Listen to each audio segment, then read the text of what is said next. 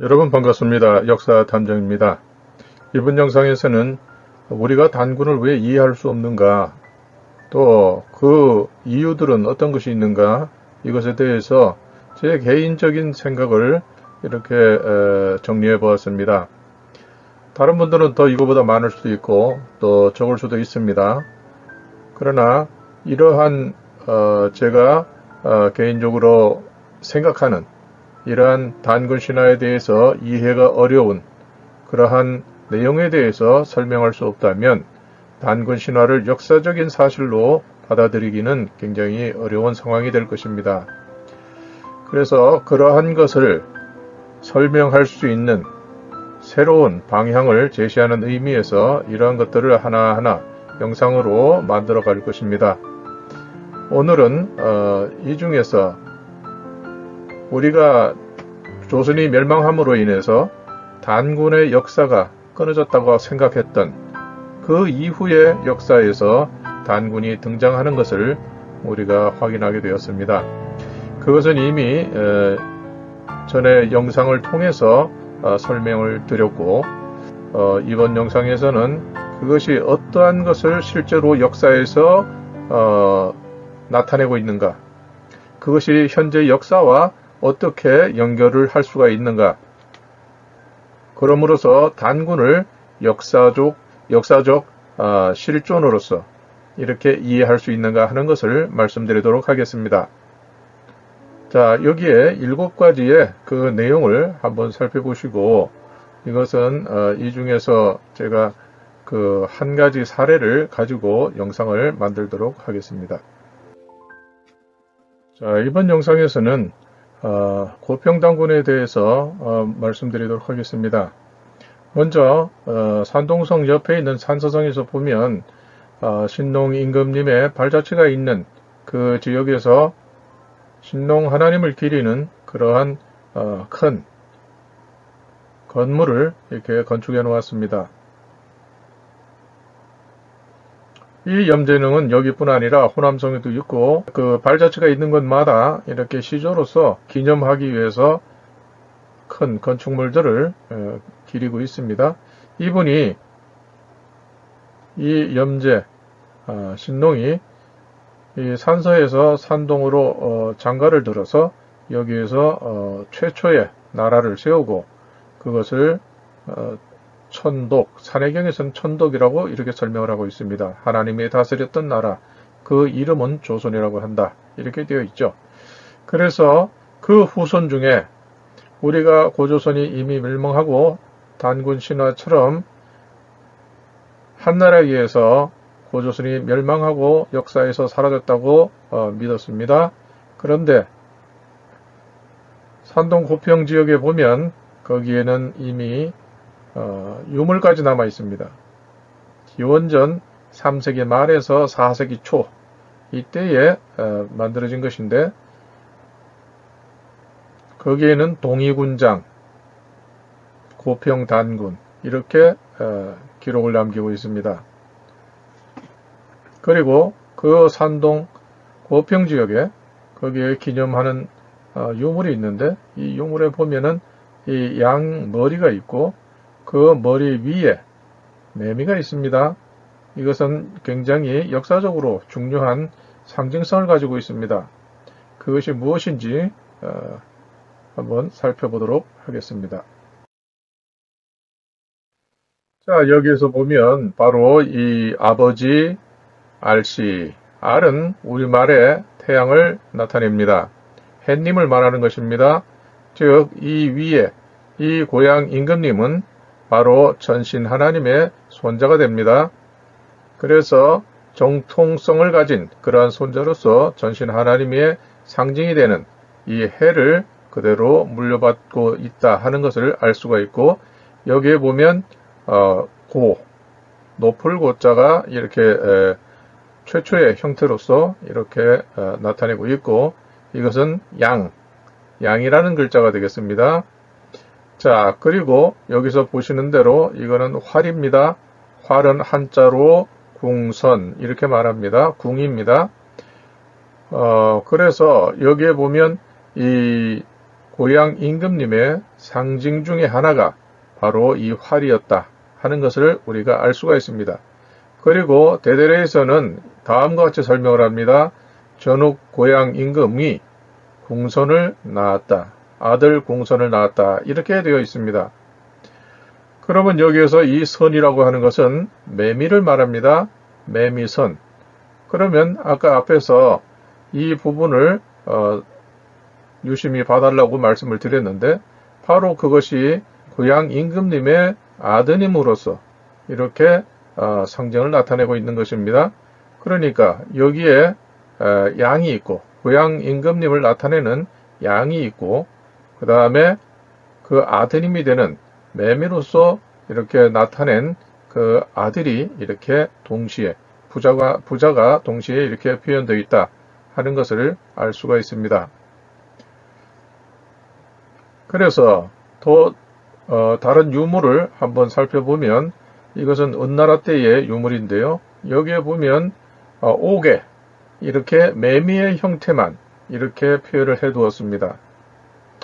그리고 이것 역시 은나라 후기의 유물인데요. 이 청동 유물에는 바로 매미를 나타내는 이러한 형태들이 이렇게 빙 이 청동기를 둘러서 이렇게 표현을 해두고 있습니다. 그렇기 때문에 은나라에서는 바로 이 고향 임금님의 아드님이 되는 이 궁선, 이 인물을 자신들의 선조로서 인식하고 또 제사를 드렸을 것이라 하는 것을 우리가 짐작하고도 남을 것입니다. 자, 그리고 여기에서 보면 이 궁이라는 것은 많은 뜻을 가지고 있습니다. 그 중에서도 이것을 사람의 신체, 사람의 몸이라는 뜻을 가지고 있습니다. 그러면 궁선이란 무엇이냐?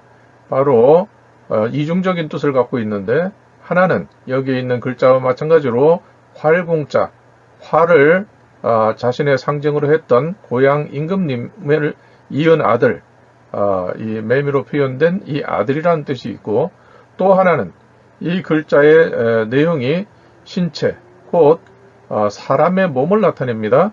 그렇기 때문에 이 매미라고 하는 것이 토템일 뿐이지 있는 그대로 우리가 보는 그대로의 매미를 나타낸 것이 아니라는 것입니다. 그렇기 때문에 사람을 나타내기 위한 수단으로서 매미를 이렇게 상징으로 했다 하는 것을 알려주고 있습니다. 그래서 이 매미로 표현되는 이러한 유물들이 적지 않게 우리 여러 가지 유물 속에 등장하고 있습니다. 그래서 고대 유물을 보게 되면 이 중국의 옥이나 청동기나 여기에 매미가 다수가 이렇게 들어있는 것을 발견할 수가 있습니다. 오늘은 이 매미가 들어있는 유물을 구독자님들이 이해하시기 위한 사례로서 이렇게 보여드리는 것인데 그러나 이런 매미가 표현된 유물은 적지 않다 하는 것을 우리가 인식을 해야 될 것입니다. 그렇기 때문에 여기서 활이라는 것은 고향 임금님을 최초로 이렇게 나타낸 것이고 그 다음에 매미는 그 아드님을 나타낸 것이다. 그리고 이것이 은나라 때 이르러 독자적으로 이렇게 하나만 표시해서 나타낸 유물이 있는가 하면 이렇게 제기에 매미를 다수 이렇게 표현한 것을 보면 은나라 때 상당히 중요한 인물로서 인식하고 있었음을 알 수가 있습니다. 자, 그러면 다음을 보시겠습니다. 그래서 아까 그 양과 머리에 있는 매미의 유물을 가지고 있는 이 고평 지역을 보게 되면 거기에는 고평 단군이라는 인물이 있었다. 이 고평 단군이라고 하는 인물은 기원 후 3세기 후반을 나타낸다 하는 것을 말씀을 드렸습니다. 그래서 3세기에서 4세기 초 요 사이에 생존했던 단빙지라고 하는 인물이 바로 동이군장 단군 이렇게 되어 있습니다. 자, 그래서 여기에 보면 단빙지에 대한 그 설명이 있는데 여기에 보면 4세기로 되어 있지만 그 동이군장 단빙지 이렇게 되어 있는 것을 보면 그 앞에 있는 그 태강, 그 시대와 겹치기 때문에 3세기 말, 그 다음에 4세기 초 이렇게 이해하는 것이 더 맞지 않을까 이렇게 생각을 하고 있습니다. 그래서 이분은 자는 경자, 고평의 금향, 오늘날 산동 금향의 인물이다 이렇게 되어 있습니다. 동진 시기에 장군으로서 이렇게 활동을 했고 왕위를 창탈하려고 했던 환현을 맞서서 싸우다가 전사를 했죠. 그래가지고 이 단빙지를 기리는 그러한 의미에서 동해군장, 단군 이렇게 흔적을 남겨두었던 것입니다. 그러면 여기에 이어서 이제 새로운 우리 시선에서 한번 보도록 하겠습니다. 이것은 갑골문 시대의 음을 재구성할 수 있는 그러한 이론을 정립했다고 할까요? 그것을 실제로 적용한 그 최춘태 박사님의 설명에 따라서 이것을 옮겨보았습니다. 그러면 우리가 환인이라고 하는 것은 여기에 보면 환인 했는데 이것이 갓사라인데 여기에서 뒤에 모음 하나가 탈락이 되면서 가살 우리는 가살 이렇게 받침으로 읽기도 하고 또 국외음화가 돼서 이 아가 들어있는 발음으로 한다면 가사라 이렇게 읽을 수가 있습니다. 그래서 여기서 가사라 하는 것은 가라와 사라의 조합된 음이 됩니다. 그렇기 때문에 가라 하는 것은 둥근 구체를 말합니다. 둥근 것. 그 다음에 살 이것은 화살할 때 살처럼 아주 강렬한 어떤 빛을 얘기를 하는 것이죠. 그래서 가라와 사라를 합쳐서 여기에 보시는 것처럼 가사라에서 가사라 이렇게 된 것입니다. 그러면 여기에서 이것을 우리가 뜻을 보면 햇빛이 되는 것이죠. 그 밑에 여기 인을 보게 되면 이것은 간일이 되어 있습니다. 지금은 지에서 발음이 변화되어 가지고 지금은 칸으로 이해를 하죠. 그러나 이것은 간 이렇게 갑고름 은나라 때에는 그렇게 읽었던 것입니다. 그래서 환인을 은나라 때에는 가사르간 이렇게 읽었던 것입니다. 그래서 간은 왕이라는 뜻이 되죠. 그리고 금문이나 갑골문에서 이 표현을 보게 되면 나라를 뜻하는 이 영역을 표시하는 이 외곽과 큰 대자가 있습니다. 그러니까 나라를 다스리는 큰 사람, 그것이 뭐 왕이죠. 그 다음에 여기서는 불꽃 모양입니다. 불꽃 모양에서 큰 대자가 있습니다. 큰 불. 이것은 무엇입니까? 바로 천신염제 하나님을 나타내는 것이죠. 그리고 여기에서 환인 이렇게 한 것을 보면 큰 불. 그래서 역시 염제를 나타낸다 하는 것을 알 수 있고, 여기에 보시는 것처럼 또 이 인이라는 글자를 다른 글자로 이렇게 표현한 것, 우리에게는 낯익지 않은 낯선 그런 글자인데 여기에서는 인자와 불화자가 합쳐져 있습니다. 그러니까 나라를 다스리는 큰 사람 불임금 이렇게 되는 것이죠. 그러니까 이것은 산해경에서 천독 했듯이 바로 염제, 불꽃 염자잖아요. 그리고 이것은 불화자입니다. 그렇기 때문에 같은 인물을 나타낸 것이죠. 그렇기 때문에 환인 이렇게 하게 되면 바로 이것은 천신 하나님을 나타낸다 이렇게 볼 수가 있습니다. 그 다음에 환웅 하면 역시 발음이 같습니다. 갓사르간 이렇게 되어 있습니다. 그러면 이것 역시 해를 나타내고 그 다음에 왕을 나타냅니다. 그러니까 이것은 최초의 환인, 천신 하나님의 후계자가 되는 것이죠. 그 후계자가 바로 환웅이라는 것입니다. 그러면 우리는 여기서 의문이 듭니다. 발음이 여기서도 발음이 같은데 왜 글자는 환인이고 이것은 환웅으로 했느냐? 즉 여기서 웅 이렇게 지금은 웅으로 읽지만 은나라 때에는 같은 발음이었다는 것이죠. 그런데 글자가 바뀐 것은 두 가지의 의미가 있습니다. 첫째로 웅이라고 했기 때문에 이것은 사내, 그러니까 환인의 계승자라는 뜻도 있을 것이고, 또 하나는 같은 글자로 표기할 수도 있었으나 이게 의미 변해서 그 후대에는 웅이라는 글자를 써야 바로 간으로 읽을 수 있었다.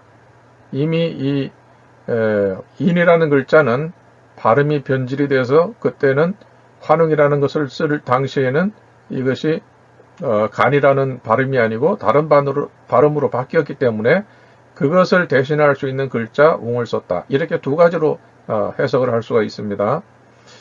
그래서 여기에서를 볼 때에는 저는 개인적으로 이것은 의미 변했기 때문이라기보다도 천신 하나님과 구별하기 위해서 같은 발음인 다른 글자를 씀으로써 이 후계자다, 계승자다 하는 뜻을 여기에 나타낸 것이다. 이렇게 개인적으로 이해를 하고 있습니다. 자, 그리고 여기 단군을 보겠습니다. 단군을 보면 이 단이라는 것이 본래는 타라 이렇게 됩니다. 이것은 무슨 뜻인가 하면 높다는 뜻이 되죠. 높을 고 이렇게 되는 것입니다. 이게 후에 발음이 변해서 이 국외음화에서 아가 탈락이 되면 타르가 되고 또 발음 하나는 단으로 됩니다.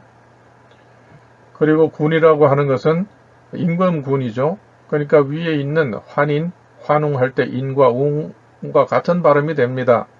그래서 국외음화일 때는 가라 이렇게 되고 이것이 뒤에 가서는 바로 간으로까지 이렇게 발음이 변하게 되는 것입니다.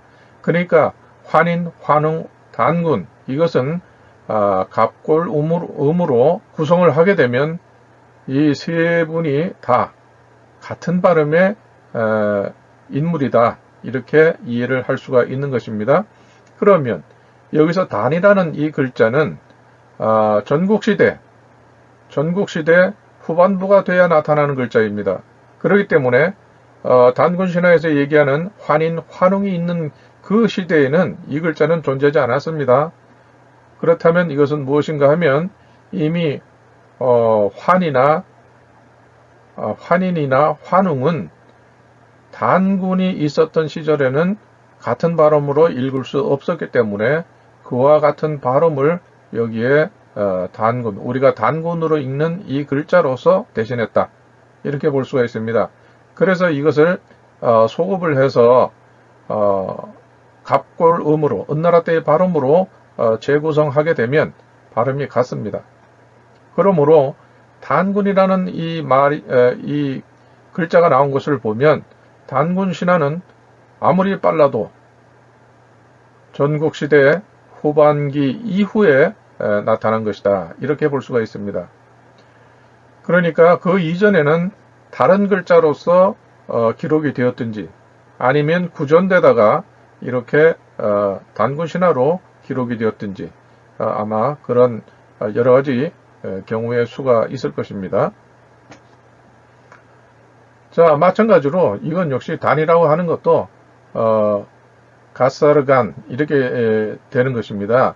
근데 여기에서는 지금 한 가지만 발음을 말씀드렸는데 이것은 정확하게 단을 구성했을 때 다라 이렇게 되는 것이고 이 단이라고 하는 것은 이 글자만 가지고 추적을 할 수 없기 때문에 박달나무 강이라고 하는 글자가 있는데 그 글자를 통해서 보게 되면 바로 가사르 칸으로 이렇게 읽을 수 있다는 것을 발견하게 됩니다.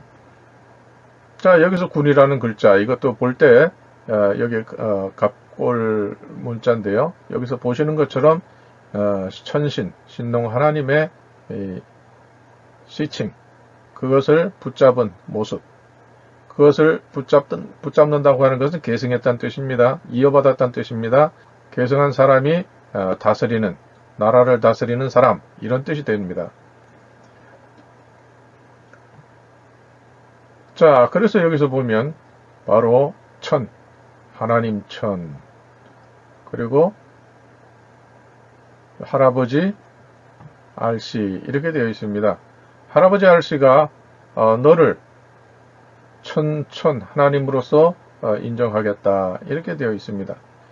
이것은 벌써 대를 이어서 그 자손 중에 누군가가 이 천자의 자리에 앉았다 이렇게 볼 수가 있겠죠.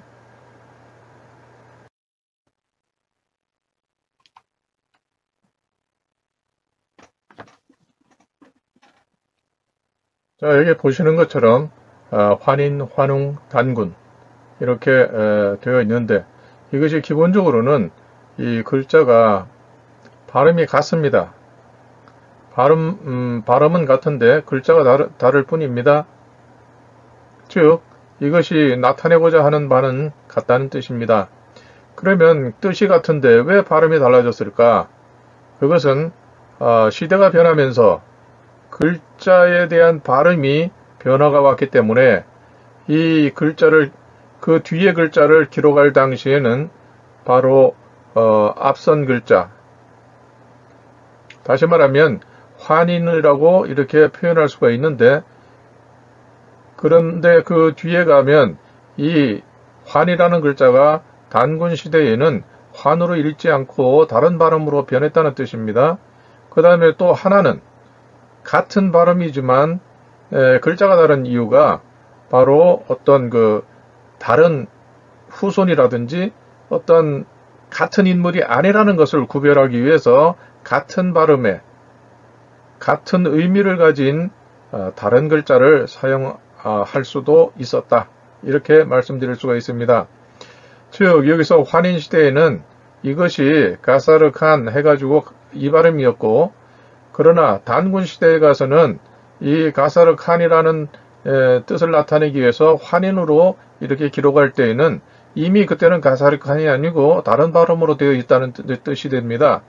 그렇기 때문에 단군 시대에 가사르칸으로 읽을 수 있는 그러한 발음을 적다 보니까 글자가 달라졌다.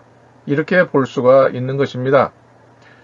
그러면 여기에서 보면 왜 이렇게 의미 변했을까 하는 그것은 말씀드린 대로 시대가 달라졌기 때문에 그 시차에 따라서 그 시대에 맞는 가사르칸을 찾아서 이렇게 기록한 것이다 하는 그런 의미가 있고, 또 하나는 이 단군 시대까지도 환인 이렇게 적었을 때 같은 발음이라 할지라도 이것이 어떤 계승관계에 있는 다른 인물이다, 이런 의미로서 구별하기 위해서 이런 그 같은 발음을 가진 다른 글자로서 표현할 수도 있다. 그러니까 두 가지 중에 하나인데 대체적으로 이 단군 시대 이것을 보게 되면 환인, 환웅, 단군 이것을 보게 되면 시차가 오래되었기 때문에, 시차가 많이 나기 때문에 아마도 같은 발음을 가진 각각의 시대의 가사르칸이라는 글자를 여기에 선택해서 기록한 것이 아닌가 이렇게 볼 수가 있는 것입니다. 여기에서는 다라칸 이렇게 했습니다. 다라라고 하는 것은 높다는 뜻입니다. 그러니까 높은 임금님 이런 뜻이 되겠죠. 그러면 가사르칸은 어디서 나왔냐?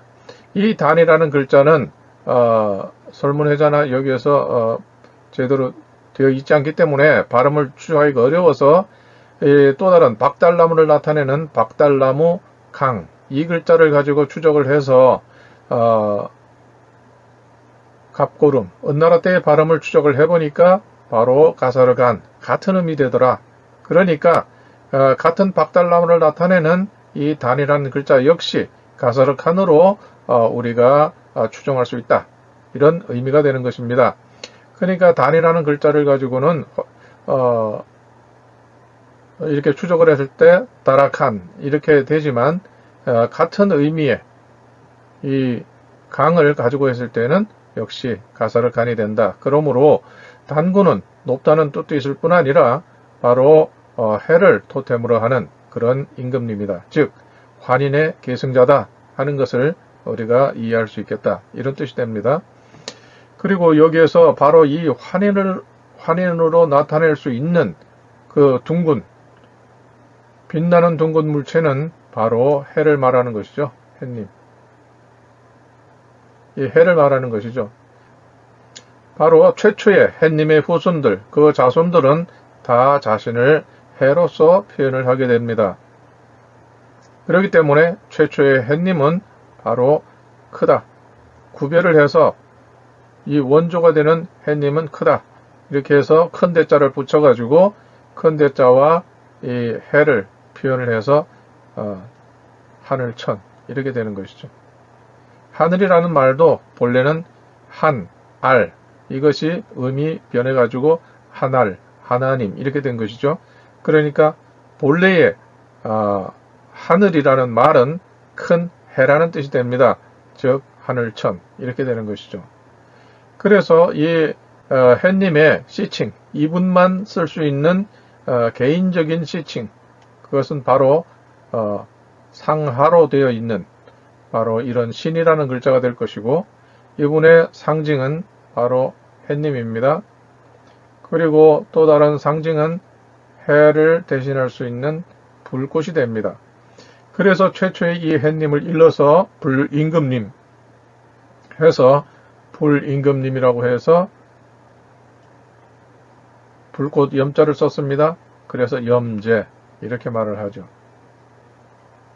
그러니까 단군 신화에 나타나는 이 환인 이분은 최초의 시조로서 역사시대의 시조로서 천신 하나님 신동 임금님을 나타낸다. 이렇게 볼 수가 있는 것입니다.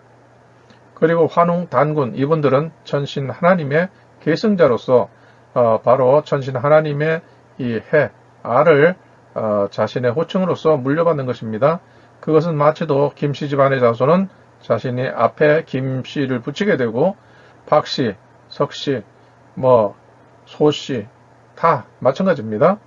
다 우대에 그 성을 물려받듯이 성씨를 물려받듯이 바로 고대의 최초의 천신 하나님의 토템이 되는 이 해님을 물려받아서 그렇게 자신을 표현했던 것입니다. 그래서 고향 임금님 같은 경우는 바로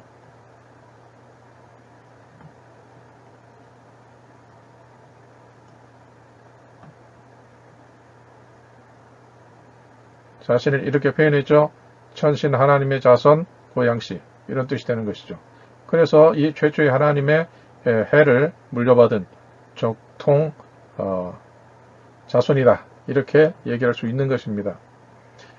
그래서 우리나라에서도 발견되는 모든 유물 중에 아마 80% 이상이 다 이 최초의 삼신과 천신 하나님과 관련된 그러한 표현을 나타내는 유물들이 될 것입니다.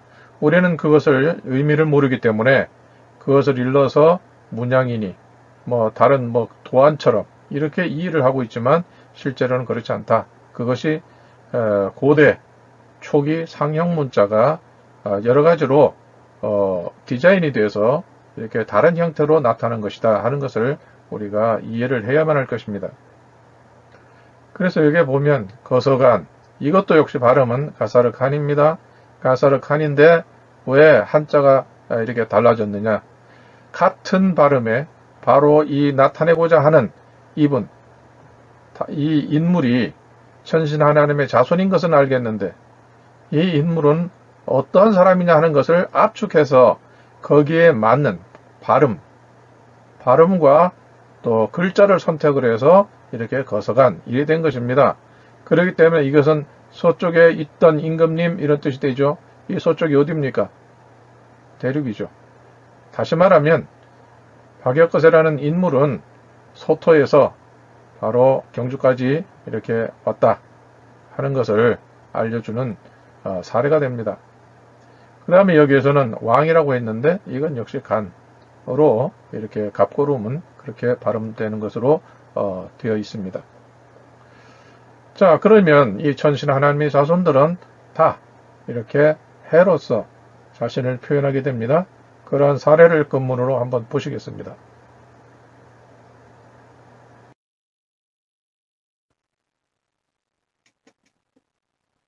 자, 여기서 보면 이건 천, 아버지 부, 개 이렇게 됩니다. 그래서 여기서 아버지 계시는 우리가 이전 영상에서 수차례 말씀드린 것처럼 고조선 시대의 4대째 그 인물이 됩니다. 그 인물이 바로 이 근문에 있는 이 인물이 너는 천이다. 이렇게 하나님의 위치에 있다. 이렇게 말을 했습니다. 이렇게 기록을 했습니다. 그렇다면 이것은 아마 5대째가 될 것으로 추정을 해볼 수가 있습니다. 5대째의 인물이 아버지 계시에게 이렇게 임명을 받은 것입니다. 인정을 받은 것입니다. 그 다음에 여기서 보면 이거는 그냥 단독으로 천 이렇게만 되어 있습니다. 그러나 여기에도 비밀 코드가 숨어 있습니다. 그것은 바로 여기에 보시는 대로 머리 부분은 둥글게 되어 있습니다. 이것이 바로 해를 나타낸 것입니다. 그 다음에 여기에 보면 이것은 불꽃 모양을 상하 대칭으로 이렇게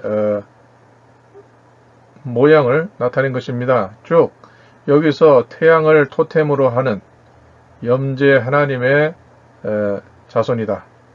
이 상하대칭이라고 하는 것은 이었다, 계승했다 이런 뜻입니다. 그렇기 때문에 이 천이라는 하나님의 위치에 있는 그 인물은 바로 천신 염제, 불꽃이니까 염제 하나님을 이은 사람이다. 이렇게 볼 수가 있습니다. 그 다음에 여기서 보면 여기서도 역시 이 머리를 둥근 모양으로 했습니다. 그 다음에 이 천자로 이렇게 되어 있고 그 다음에 이 밑에 이 부분을 보면 이렇게 남근의 모양을 여기에 이렇게 표현을 해 두었습니다. 이것도 그냥 한 것이 아니라 다 분명한 이유가 있습니다. 그러나 여기에서는 이것까지 설명하면 한 편의 영상이 더 추가되어야 되기 때문에 여기서는 지나가도록 하고 나중에 기회를 봐서 설명드리도록 하겠습니다. 그래서 여기서 보면 역시 천신 하나님의 후계자로서 하나님의 역할을 하는 그런 위치에 있는 사람이다 하는 것을 여기에 나타내주고 있습니다.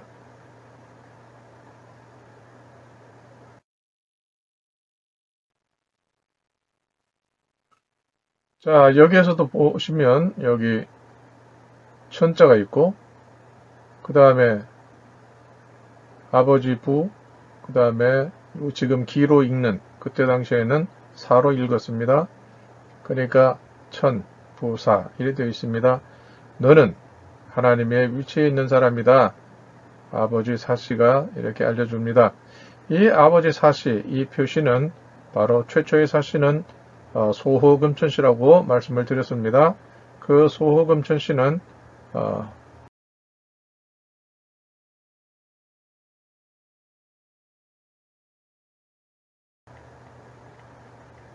이렇게 표현되어 있었습니다. 그래서 바로 이 사씨가 여기에 이렇게 기록이 되어 있는 것입니다. 그렇기 때문에 소호금천씨가 자기 사위가 되는 고향 임금님에게 천자의 자리를 물려주고 있는 것이죠.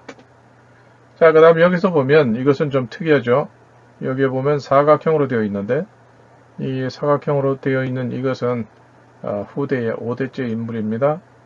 그래서 아주 드물게 이 사각형으로 된 이 글자가 된 인물이 우리 유물에 표현이 되어 있습니다.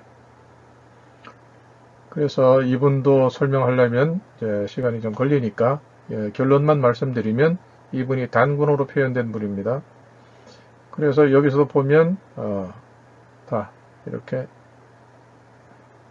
천자에 사각형이 되어 있습니다. 그 다음에 여기 있는 이것은 이 상단에 있는 것은 행할 행자입니다. 그리고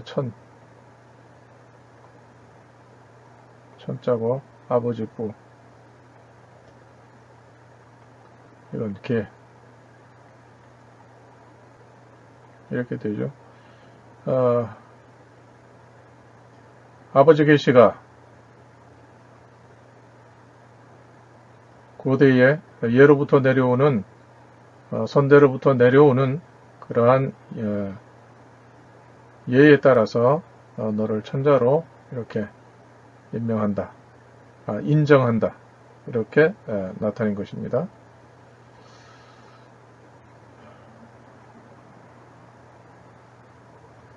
이렇게 해서 이거보다 더 많은 사례들이 있습니다.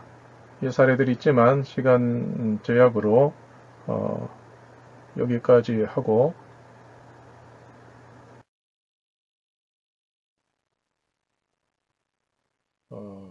이상의 내용을 정리하자 보면 다음과 같이 말씀드릴 수 있습니다. 동의의 단군 단빙지, 이분이 4세기 초까지 그렇게 불렸다. 물론 그 이후에도 되어 있겠지만 기록상으로는 그렇습니다. 하나님이 다스렸던 산동 고평 출신이다. 고향 임금의 아들 궁선을 상징하는 유물이 있다. 양두산 등 모든 상징성이 일치하는 고평단군 단빙지라고 볼 수가 있겠다.